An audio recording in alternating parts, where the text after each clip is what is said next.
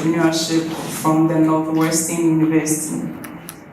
She's also an alumni of the Mandela Washington Fellowship class of 2016. She's also the founder and the convener of Propel Ladies and this new initiative of the group as well, the Young Professionals Hangout. I think she gives up here. She's passionate about young women rising to their full potentials and just living a life that is worthy of their calling.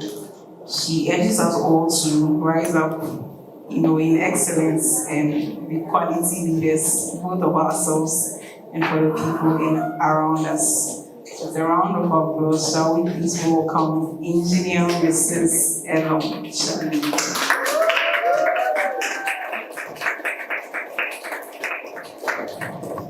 So YPH, and I hope that you will not leave here without connecting with somebody, and I hope that you're growing and ready for leadership. Are we? Yes. Great. So definitely don't leave here without meeting or getting to know somebody. For all all these relationships, all the panelists, they're people that I've met one way or another. Deborah, Eunice, and our next moderator for the next session, Amma, we're all in class together. Hilda, we met through the Mandela Washington Fellowship. Solace, we met on another group coaching program. So, the people that God brings your way, I don't believe that it's by accident. It's purposeful. And if you take it like, I'm just meeting somebody, you'll miss out on very key strategic relationships, blessings that God is putting your way because you've ignored some of these. So definitely don't ignore it. Okay, so we are already behind time. And part of what I want to talk about, we've already heard from our panelists. Accelerating action. I want to speak specifically on accelerating action. The IWD's theme for this year is accelerate action. Why must we accelerate action? And why is it important to be intentional about getting more women into leadership? Whether it's leadership in business, leadership in corporate, leadership in civil leadership. Why is it important? Oh, please, don't let me talk alone. Why is it important?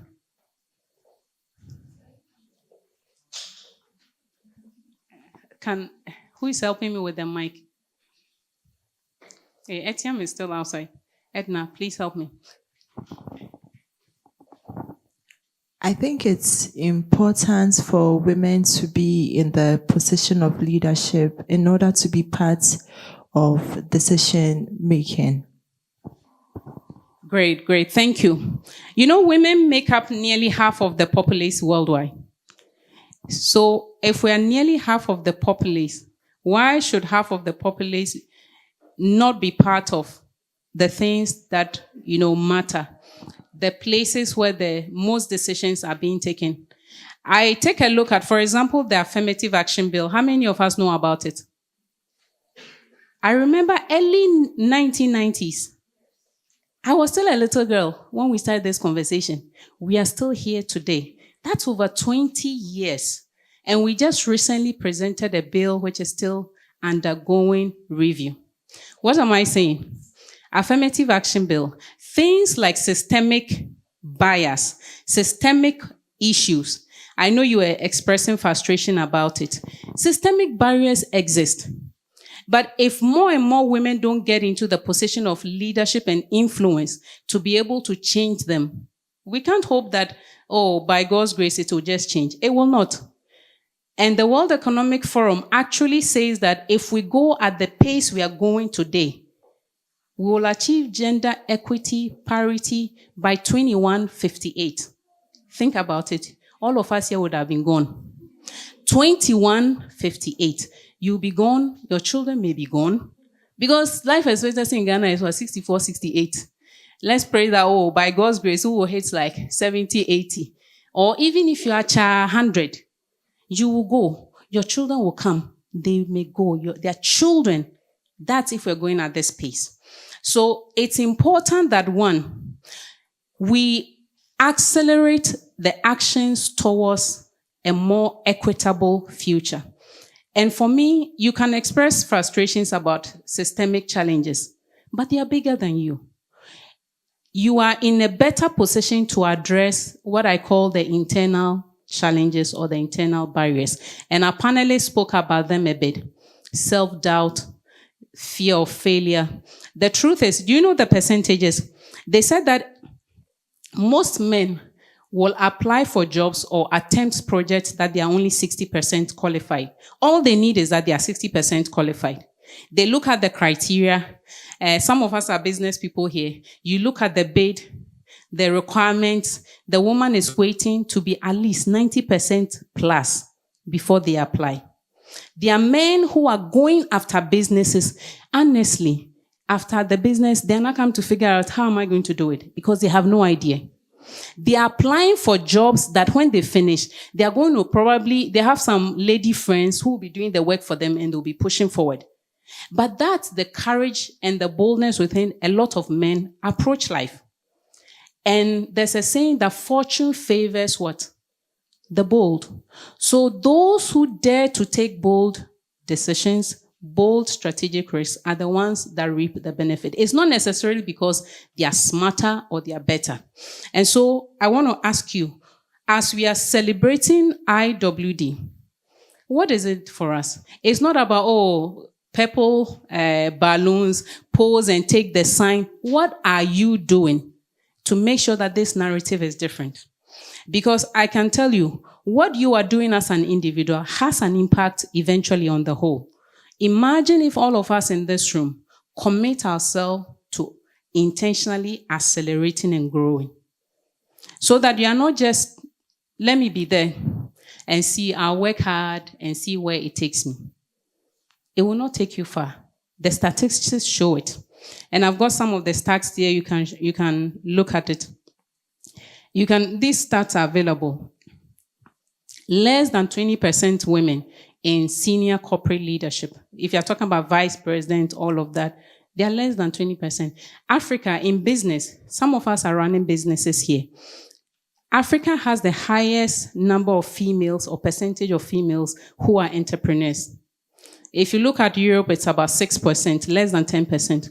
In Ghana, in Africa, across Africa, it's over 20%, around 27%.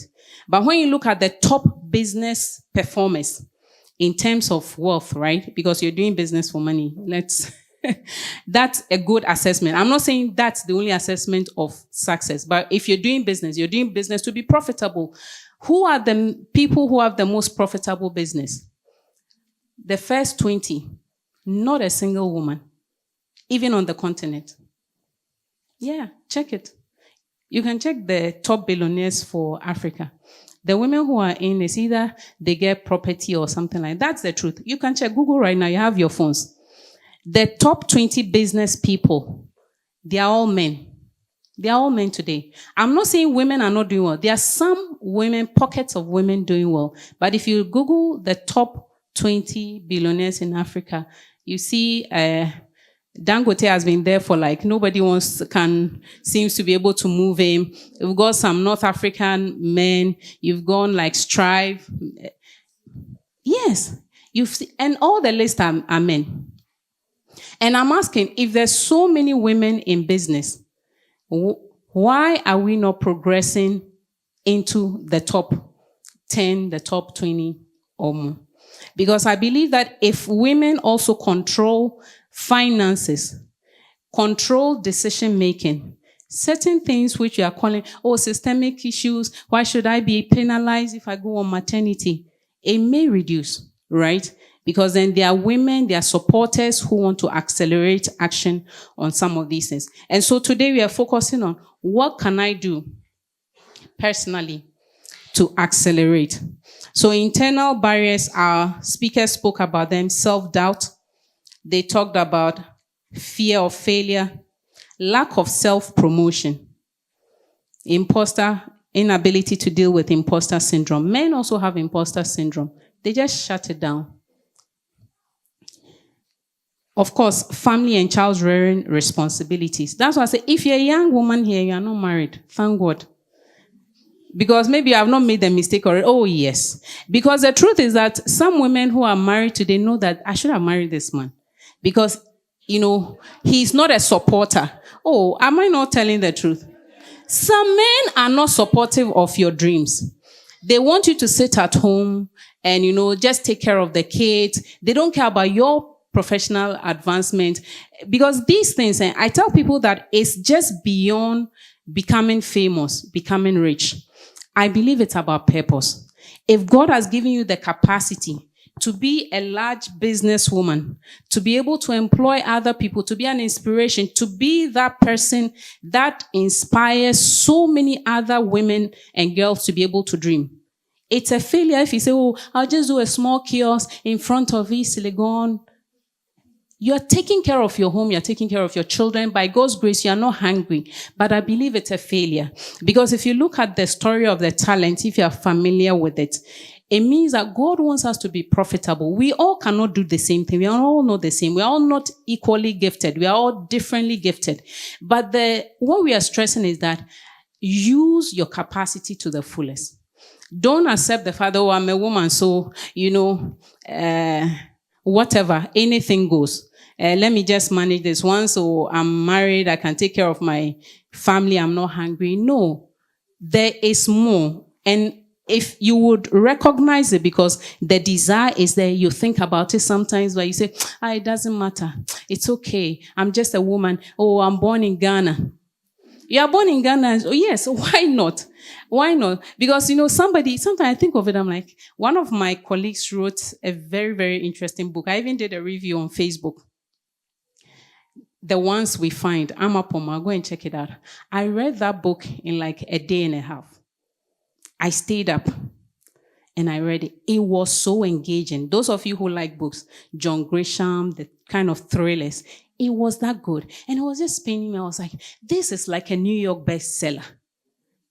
But you see, because of where she's located, but even I told her, look, reach out to people, try and connect, because that story is so good, so engaging. I read John Grisham books that I threw aside because it was getting boring. But this book was so engaging that I started, and I was telling her that the mistake I made was I started on a Monday night. And I couldn't sleep, honestly, because I put the book down and I'm thinking, I'm like, let me go to the next chapter. The next chapter, something happens. I stayed up and I was tired in the morning, but it was such a good story. Please, you get what I'm saying? Such quality. Someone like that, you shouldn't say that, oh, I'm in Ghana, so you sell like 200 copies or 1,000 copies. No. So a lot of the speakers spoke about it already. Knock on doors. Knock on doors. Connect with people. Look, just Google publishing houses. Call them. What's the worst that they could say? No. And if you don't go, what is your answer? No. So why are you afraid of the answer that you have already gotten? Because by asking, you might get a yes. And for me, if there's one chance in 10 that you get a yes, it's worth the shot. I remember when around 2015, 14, I was really looking to leave the oil and gas and move into renewable energy, emerging market. So I wanted to move into that. I applied, of course, a lot of roles I didn't get. Eventually, oil and gas, can I say, anyway, it's like my cross. Let me take it. I went back to oil and gas. But one time, and for me, I'm a person of faith, and I believe in God's direction and that voice. There was this business leader. At the time, I worked for GE, General Electric. I was working for oil and gas.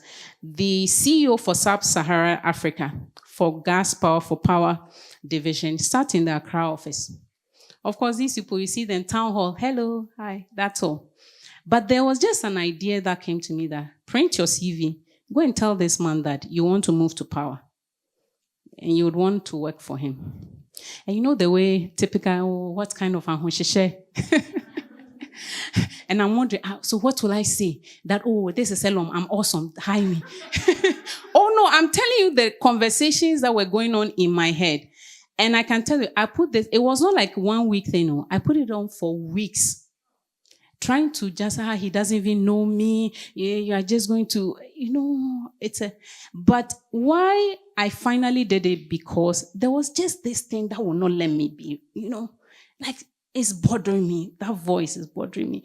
And I said, honestly, I took the step because, okay, let me do it and then you stop worrying me. That was the reason I did it. I printed my CV, walked into his room, his office, and I'm telling you, years ago, I could not have done that. I literally went there, said, hi, my name is Leslie, very nice young man. Said, yes, I've been seeing you around. What do you need? I said, well, I wanted to talk to you about my achievements in oil and gas. This is what I'm doing. I'm a project manager. And that time I was managing what we call a light oil intervention. And I made sure to add that this is the first time the business is doing such a thing in sub-Saharan Africa, and I'm doing it. It tells you how my business leaders trust me. I actually said that.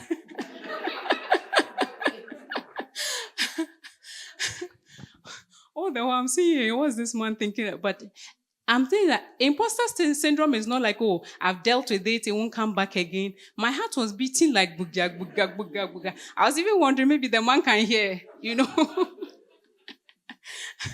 Or say, oh, okay. And went on to talk about my experience. Oh, I've worked here, and why I want to move to power. Well, to also expand my experience as an energy professional, I believe. And then, of course, you have to tell the person what value is the person getting. It's not just about you. And I'm like, I believe power is growing. It's a growing industry in sub-Saharan Africa. You need to execute better. I know that. And I think that coming from outside, I'm not someone who has done power all like my 10 years of 6 years. If I come, I'm coming with a new set of eyes, and I want to help you execute better and deliver projects better. He said, okay, no, it sounds interesting. Just said, okay, well done, continue, and that's a bye-bye. Many months, nothing came out of that conversation. But I can tell you, many months later, this man, he comes to do something at the oil and gas side, because it's a big floor. Because there were executives from the Nigeria office that had come, courtesy, he just came to see. And as he was passing by, he was like, hey, Elom, you're still here. How are you? Because he's not somebody I interact with daily, you understand? I was like, hey, how are you? You're still here. Come to my office when you get a chance. I get to his office, and he's like, Elom, takes me to another guy. Emmanuel, meet Elom. She's an amazing project manager with oil and gas. Talk to her. This guy had come from the Europe office to set up the project management organization for gas power. Why did I come to mind? Because I told Leslie that I wanted a role like that. We've been in this space. I'd been in that space with him for at least a year. Before I spoke with him, he just said, oh, cute girl. Hi, that's all. That's all he knows about you. But he doesn't know your capacity, your desire, where you want to get to. But today he knows. So when somebody says, oh, I'm looking for a communication specialist who does ABC, you come to mind. Because today, you see, sometimes we think that life is not fair. Why can't they just look at my performance and pick me? But look, if I ask you today, recommend to me a carpenter, which carpenter will you recommend? Is it not the ones you know? If I say recommend a tailor, is it not the ones you know? So when people need to give recommendation, do they know you? And you see, so that's why I said, don't take for granted the people you meet. For me, the fact that I was in the same office with them, I never took notice of it. And thank God for that voice that prompts me. Because I would have walked through that office just every day, good morning, and just pass by. So take an interest in speaking with people. And our part of the world, when we want to talk about what we are doing or what we can do or our achievement, it feels so awkward. Like I'm bragging. Oh, it's not done. Why am I doing that? No. But I tell people that, look, God gave you a certain capacity. God gave you certain gifts and talents because he wants it to answer a certain need. So think about it. If somebody had the cure for cancer and sat on it, what would you call that person? Selfish person, wicked person. But you see, you think that sitting on your talent, your capabilities is being humble. It's not humble. Tell somebody, stop being wicked. Yes. Because, please, these are some of the things that has helped me to come out of my shell. Because I actually thought I was being humble. But now I tell myself that, look, what if what I'm sharing with the person will change the person's life? What if the person will need that service tomorrow? So you're just talking about what you do. Tomorrow, if the person needs that service, they know that, oh, I can call on Edna to do this for me. I can call on Selassie and she will deliver. You are being an answer to somebody's need. And that's what we need to keep at the back of our minds, that there's value inside of me, and that value needs to be shared with other people. That's why I cannot keep quiet or I cannot hide. So I'm fulfilling my God-given mandate by working fully in what I can do and looking for opportunities to expand it. Please, are we here? 2, in the place of work, everything thrives on value. So we must always recognize and identify where is the value. Because as women, sometimes we can tend to be, go a lot with our feelings, or this is how I feel. It's not always about feeling. It's not about, oh, I'm being nice. The book that says the nice girls don't get the corner office. It doesn't mean that be mean and unethical. But that book simply says that break away from that mindset that, oh, I want to be nice and liked. There's a job to be done. Competence has no gender. If you are competent, you will command a certain level of respect. So that, think about a business owner. They want to make money. They want to be able to be ahead of the competition. And you think that if you as a female, you keep coming up with good ideas, like what Solace shared. So I didn't even know that she started this funeral collection. Banks will come in. Everybody was doing, family member will come and sit down. Sometimes even fights will come out of that collection. And then this young lady thinks of it that, oh, let me go and add value for my customer. Out of that, it has birthed, other businesses for the business. And you think this business owner will not keep such a person or accelerate such a person. So that's the kind of mindset, value. What value am I giving in the organization in which I am? And if you're a business owner, it's not just about, oh, somebody is doing this. Let me also do that. Is it really meeting a need? Is it valuable to the customer? So you want to think about it from the customer's point of mind, that what value am I deriving? Where's Love? Please, can we give out the sheet? So I just want us to think about it. Hilda also mentioned something about having a vision. I think that for many of us, we don't plan and have a vision, a clear vision of especially our professional growth very early. Because we just think, oh, I finished school. As I'm working, progress will come. I've started my business. If I have a good product, progress will come. No, we must be strategic about the growth we want to see, where we want to go. There's a saying that if you don't know where you are going, anywhere what becomes your destination. So having a vision and a picture in mind helps to keep you focused, helps to even direct you, oh, what kind of courses should I do? What kind of projects should I put my hand up for? Because when we have dealt with all these things, so self-doubt, ability to raise your hand and say, oh, I can also do this. You want to be able to channel your efforts in a particular line. So if you see those who are doing well, there's a certain brand that they've built. So if you think of, I don't know, public speaking, who are some of the names that come in Ghana? Nashoko, Belamundi, Madam Jigbodi Dosu, this Jerry Jololo.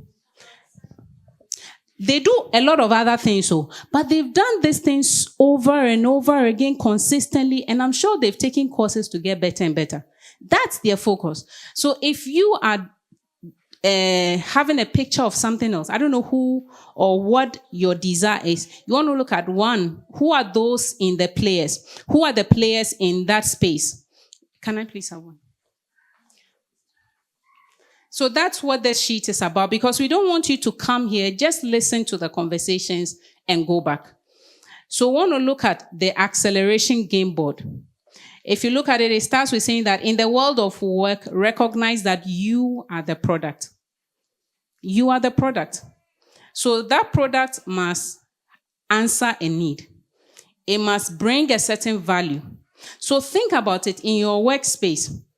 Why me and not the other person? That's your competitive advantage.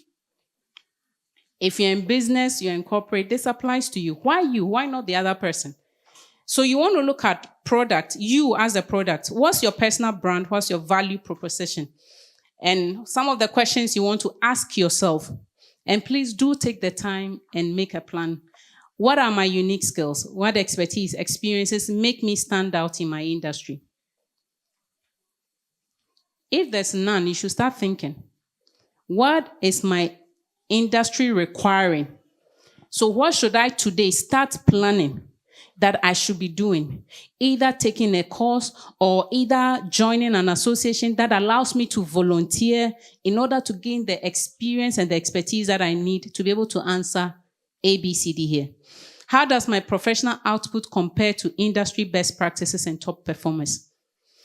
We are not competing with anybody, but it's always good to know what quality and excellence does my industry demand. Because very often we are satisfied with, it's okay.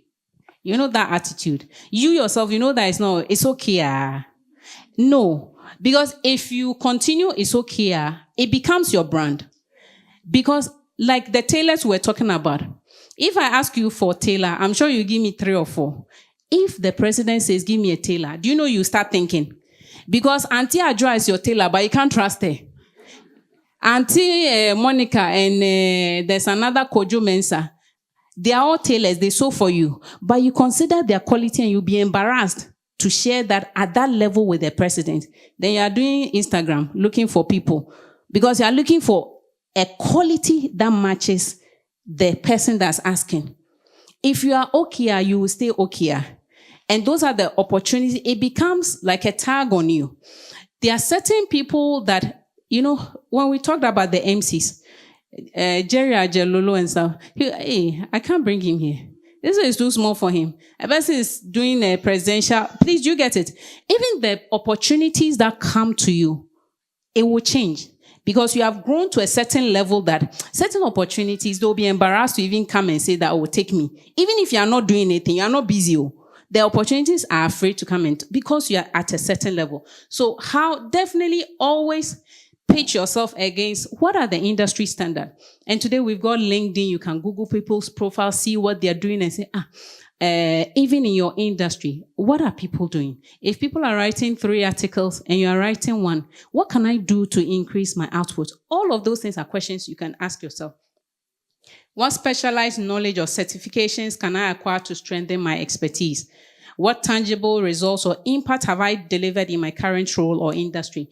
Dr. Darko says something very important, Deborah, that now she's learned to record her wins. We take for granted a lot of things we do. And what I know is that if you don't write it down, sometimes when you want to even remember, you don't really remember. Because those of us in corporate, numbers are important. It's not just, I did the project and we performed. It doesn't mean anything. And this was the margin. This was the revenue. This was what we got out of. This was the impact. 300 school children were talked to. And out of that, 20 of them are at this level. 15 of them are at the university. 10 of them have made it to the university first. Please, you get it. Recordable impact that you can speak to. Do I exude professionalism, confidence, and credibility in every interaction? Please don't take it for granted. A lot of us, when we are young professionals, we think that, I'm not the big boss. I'm not, the person that people are focusing on. So sometimes even the way we interact, the way we speak, the way we dress up and go to professional settings, there are unwritten rules. And she mentioned it. Every industry, every space has unwritten rules. There are certain dresses. It's not that it's bad, You see the way the TV newscasters dress. If you wear it in some workplaces, they'll be looking at you weird. There's nothing wrong with it, but they're in media, they're entertainment. So it's fine for them to show up like that. But you working in maybe an engineering firm, you've come with your 6-inch heel, you are off. You get it.